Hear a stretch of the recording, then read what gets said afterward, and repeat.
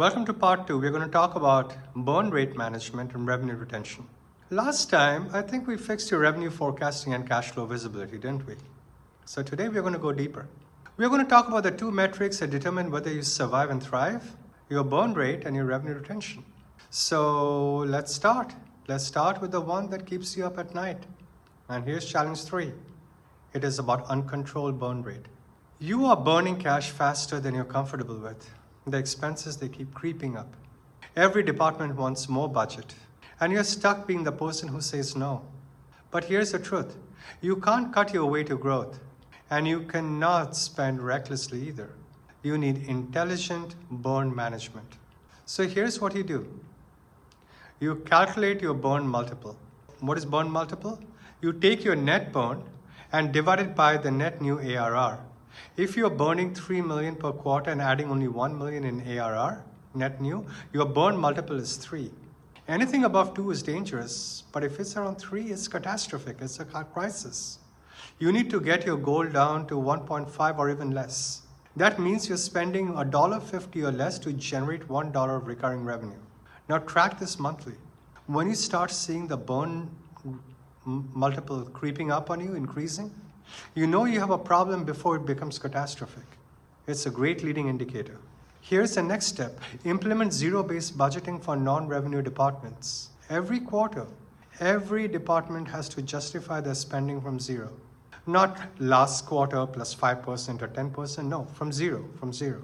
Which projects drive revenue or what reduces churn? Fund those. Which projects are nice to have? Cut them. Be ruthless. Your job is not to make people happy. Your job is to keep the company alive and growing. I worked with a CFO who did this, was very good at this. They discovered that 30% of their spend had no measurable impact on revenue or retention. So what did they do? He reallocated that budget to customer success and product development. The burn multiple eventually dropped from 2.4 to 1.3 in 2 quarters, and revenue growth actually accelerated because money was going to the right places. Challenge number 4, revenue retention. Poor revenue retention rather. So let's talk about revenue retention rate. You're acquiring customers, but they're leaving. Your gross revenue retention rate is 75 or 80% maybe. What does that mean? So for every dollar that churns, it means that you have to work that much harder to grow. Poor retention kills your business in 2 ways. First, it destroys your unit economics. If customers leave after 18 months and you barely recover your acquisition cost, you have a problem. Second, it completely murders your valuation. Buyers discount companies with weak retention by 50% or more. So what do? So here's what you do. You start tracking retention by cohort and by segment. Which are the customers that stick around? Which customers churn? What are the type of customers? You will start discovering patterns. Enterprise customers are at 95% retentions. SMB may be at 60% retention. So you're able to place your bets at that point. You can make a decision. Either you fix the retention problem in your weak segments or you stop selling to them altogether. If you cannot get small business retention above 85%, stop selling to small businesses then. Focus on those segments that are working for you. Next, implement customer health scoring.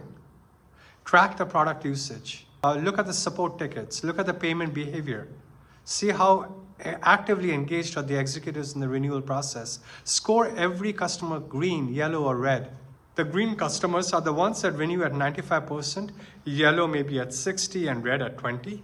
Put resources to figure out how to improve the yellow and the red accounts just before the renewal date comes due. If you're able to save 50% of at-risk renewals just by engaging early, you have increased the enterprise value. I work with a CFO who did this. They stopped selling to customers under 50,000 ARR because that segment churned at 55% rate.